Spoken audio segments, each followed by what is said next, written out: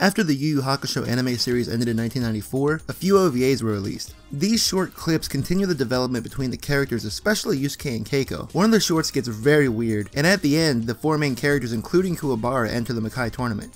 Merchandise, soundtracks, and audio dramas continued to be released throughout the 90s, but Yu Yu Hakusho's big revival would come in 2002 when Adult Swim started airing the Funimation dub on Saturday nights alongside Cowboy Bebop and other anime. Atari, who already had the US rights to distribute Dragon Ball Z games, acquired the video game license for Yu Yu Hakusho and finally started getting some games in the West. The first game we got was Spirit Detective on the Game Boy Advance. It's a beat-em-up maze crawler action game. It's bad and it looks like shit. It follows the plot of the Spirit Detective arc as closely as possible for better or worse. Almost always worse. For example, you, as Yusuke, as Kuwabara, have to find Keiko to tell her not to let Yusuke be cremated. Then, as Keiko, you make your way through a burning building to find him. Another Kuwabara stage has you running around looking for 50 pieces of paper without punching anyone. Of course, all of these have a time limit. There's a lot more fighting throughout the rest of the game, but that's not necessarily a good thing because it is boring as shit. It's super repetitive. One thing I will give this game is that it is better than Legacy of Goku.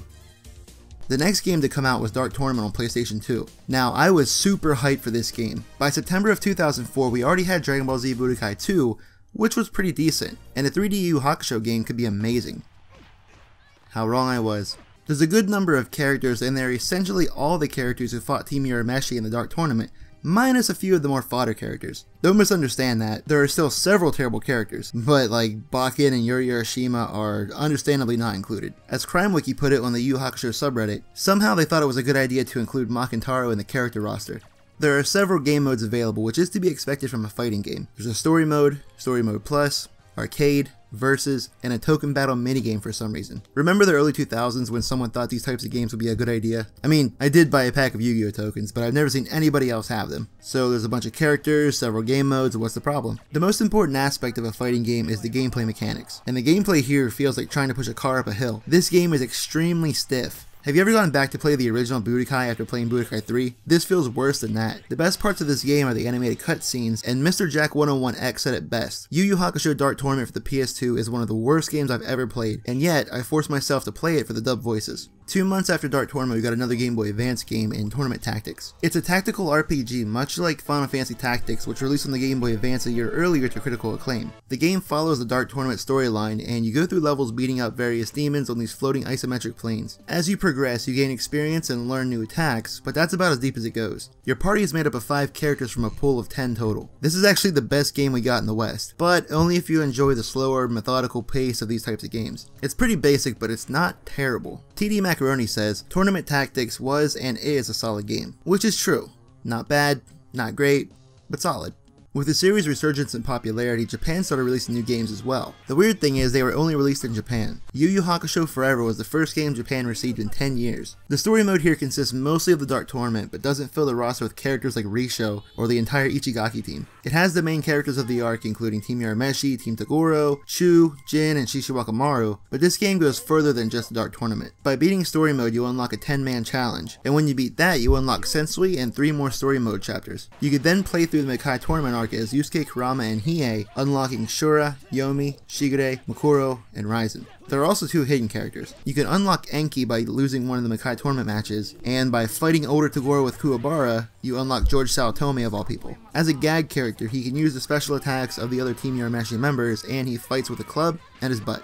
So this game looks good, and there's a decent amount of characters spanning 3 story arcs. The real question is, how does it play? Surprisingly well, actually. Your face buttons are weak attack, strong attack, block, and special. And each character has 2 or 3 special moves that can be formed with circle, forward circle, and back circle. And there are 2 super attacks in the form of emotion attacks. You can use those by pressing down twice and circle when the gauge fills up at the bottom. This is a perfect setup for an anime fighting game, rather than having to learn button combinations for something that most people aren't going to play. You can also dodge with R1 and transform with L1. These super attacks and transformations are pretty cool and make me want to play as each character to see them all. There is some extra fluff in the game, like unlockable poos for the loading screen and a build-up mode, but I didn't really get deep into those. Really, my only problem with this game is that it's too easy. I made it through the entire story mode in 10-man survival without losing once. Yu Yu Hakusho Forever is what Dark Tournament should have been. The gameplay is smooth, there are multiple special and super attacks, and most characters can transform. There are anime cutscenes here as well, and it even opens with Smile Bomb rendered with PS2 graphics. This is definitely the best modern Yu Yu Hakusho game I played so far. It might even be my favorite overall.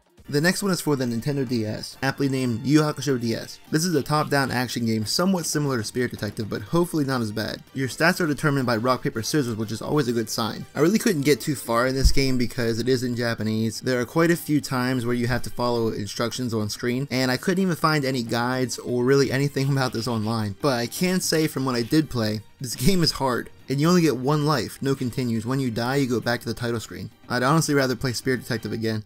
Alright, so we're on the last one, and it's another fighting game. An arcade game was released in 2006 called The Battle of Yu Hakusho Shito on Koko Bujutsukai, but I really couldn't find any information about it. Luckily, it was later ported to the PlayStation 2 with 120% added to the title. In my opinion, this is the best looking Yu Hakusho game, even more so than Forever. It starts all the way in the beginning, even including Goki and Rando. Sensui and Itsuki are here too, and the rest of the characters are made up of the main players in the Dark Tournament. But that's as far as it goes. The game doesn't include anyone introduced after Chapter Black. This game is somewhat an opposite to Yu Hakusho Forever. The moves are performed with Street Fighter-esque button combinations, and it's fucking hard. The only way I could beat Toguro in story mode was to stand back and spam Spirit Gun, but that didn't work against 100% Toguro. He has too many finger bullets. After dying more times than I care to admit, I was finally able to win by repeating a combo over and over again. Outside of story mode, there are 2 arcade modes, 2 survival modes in Toguro's Challenge, which I stayed far away from, Knife Edge Deathmatch, which is not as cool as it sounds, and a loading screen editor. That last one seemed pretty interesting to me, but I really don't know how it works and everything's in Japanese. This was the last Yu Hakusho game released as of the recording of this video, and it's a bit of a disappointment. There are no references to the Makai Tournament arc, moves are hard to do, the game is hard overall, and the gameplay is much stiffer than Yu Hakusho Forever. It's not as bad as Dark Tournament, but I lost way too many matches against 100% Toguro due to my character not doing what I wanted him to. Outside of dedicated games, the characters and settings of Yu Hakusho were used in a couple of Shonen Jump crossovers like Jump Superstars, its fantastic sequel Jump Ultimate Stars, and J-Stars Victory Versus. If you haven't played Jump Ultimate Stars, do yourself a favor and find the English version online. It plays a bit like a Smash Bros clone, but you can customize your character's stats and supports with manga panels taken straight out of Shonen Jump. I wish I could say such nice things about J-Stars, but it plays like a watered down Ultimate Ninja Storm. And with that, we finally reached the end of our Yu Hakusho video game retrospective.